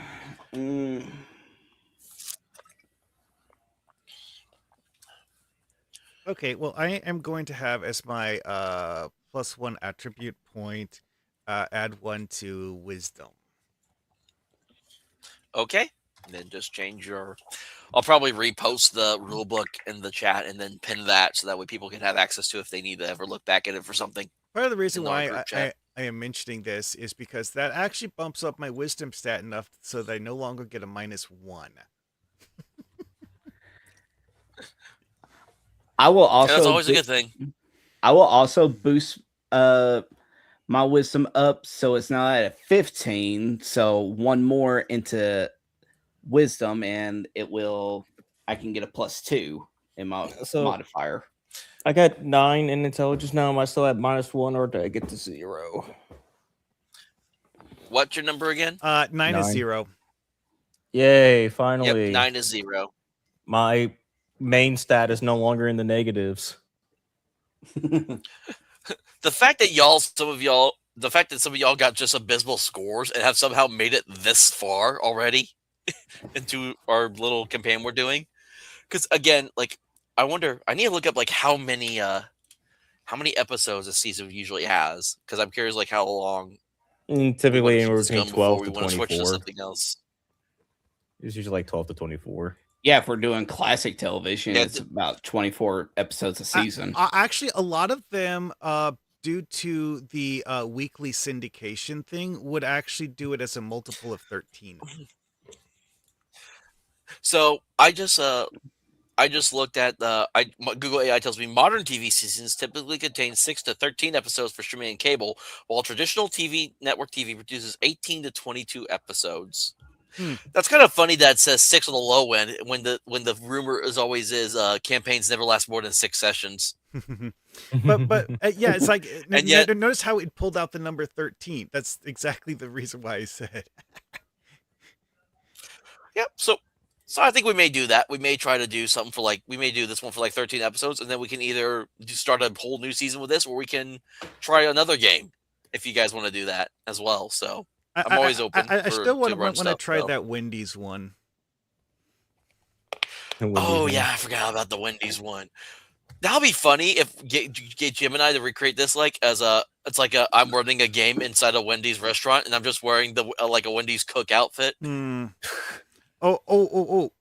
find the a holodeck level and get trapped in the holodeck for one game session.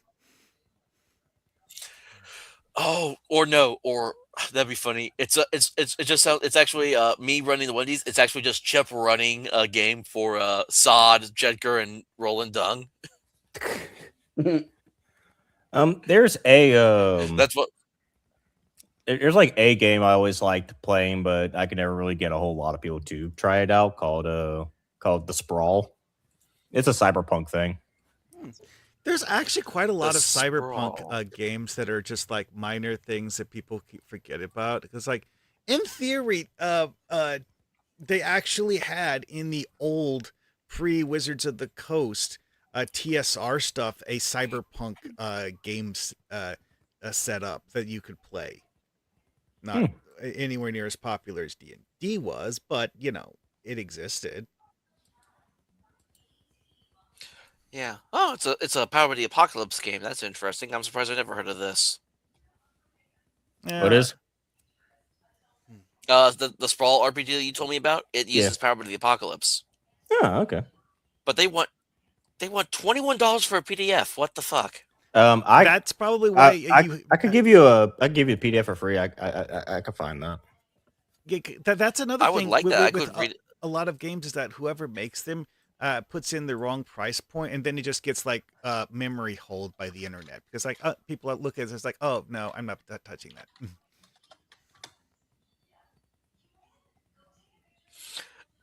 Yeah, because I would love to let's look it over and see like what's in this. So because I know there's another cyberpunk RPG that I have that I just happened. It was just a weird small one I found. It's like a cyberpunk zombie apocalypse. I just can't find it now. What it was called.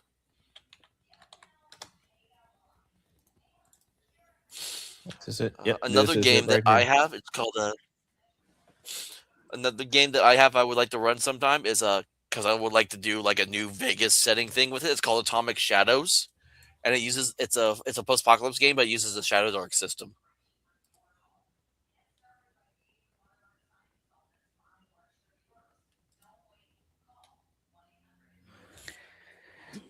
Eh, But yeah, All right. hopefully everything thing is working better out so that we can finally get rolling back in the next session. I Yeah, miss now my that dumb I beetle think we got buddy. everything figured out for the most. Yeah. Hopefully, 2 weeks from now, when we come back here for the next session of Flushed Out, we'll have our favorite dung beetle back to cause the hijinks and shenanigans, and y'all get to fill him in about what he missed the whole time. You know, the whole rigmarole. And the only complaint I He just have walks out of the with restroom with a bag of. oh, no, you go ahead. You go ahead. He just walks out from like the ship's sewer system with a bag of poop, and he's like, "What I miss?" Well, I miss guys. And the only Uh, complaint I have about the sprawl is that the clock system it uses for a bunch of things can be a bit difficult to understand. That's really about it. Everything else is pretty simple. Oh, this thing uses a clock system. I didn't even know that. I don't even. I don't really don't use if I don't use the clock system usually, even if it has it. Yeah, it has 3 clocks. One for corporation awareness, one for mission danger, and then one for player health pool. Ah, yeah, all I I know didn't is even that see. I just know that the next captain's log is going to be really short. Like captain's log, Sable joined the crew, and nothing else Yes. happened. Hold up. Wait, were you talking about the clock? Were you talking about clock mechanic for this game, or were you talking about in Sprawl? In the sprawl. Mm. The sprawl has Oh, okay. I know. So I wonder if it's PBTA or if it's actually like a Blades in the Dark type mechanics, where it's like you roll a bunch of d6, you take the highest number, because technically people mistake the Blade system as like a Power by the Apocalypse system because it kind of takes some inspiration from that as well. So I don't It know. We'll uses see. a dice pool of d6s where you roll like 3d6 and then there's like a gradient success and failure system depending on those results.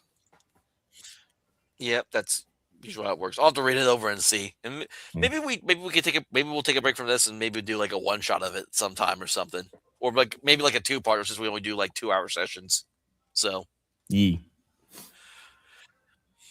All right. So thank you all for joining us today on another Saturday morning.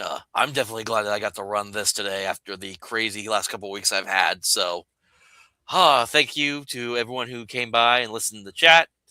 Thank you to my wonderful players here for always being great sports and dealing with all the shenanigans. Roger, where can everyone find you at? You can find me over on X at Goldie Roger Jr., where I'll occasionally make some tweets and all that. And sometimes make One Piece puns. Exactly. All right, Marhawk, where can everyone find you at? Mostly YouTube. I sometimes stream on. Well, okay. I sometimes stream on YouTube. Like I did this session. I sometimes also stream on Twitch and Kick, and I regularly post things on X. But that's mostly just telling people that I posted a video or something. Right, Dusquill, where can everyone find you at? They can find me on X at Dusquill_team, and oftentimes I do stuff with the Mythoverse Indie Comic Book Multiverse Project, which they can find on X at Mythoverse or on YouTube. Actually, they just changed their YouTube handle. I just remembered that. Let me see if I can find it. Oh yeah, it's Mythoverse Publishing now on YouTube. All right. And as always, you can find me on X, Instagram, and Rumble under the Ultra American TTRPG at Ultra TTRPGER, where I know I've been pretty inactive lately, just dealing with life issues and stuff. But I will be going back into doing all my streaming stuff next week. Next Friday, I am having Richard. I forget if it's Witter or Whitaker on, and having him talk about his upcoming Reddigers RPG that he's been making. And then we'll be back again for the Ultracast on Saturday, where we just focus on pop culture and what's been going on with the world, which has been a lot. So looking forward to talking about some of that stuff. So, yep. And at the So speed thank you things again, are everyone. I was just going to say, at the speed things are moving, we're going to have more to talk about than we do now by the time we get to next week. Every other week is like 100 different topics. We got the end of High Guard before GTA 6. Damn. We got the death of Marathon. Thank you, before everyone, GT6. again for joining us on this. Oh. All right. Thank you, everyone, again for joining us on this Saturday morning. Have a good weekend. Roll some dice. Stay safe and have fun. And take care. You all have a good one.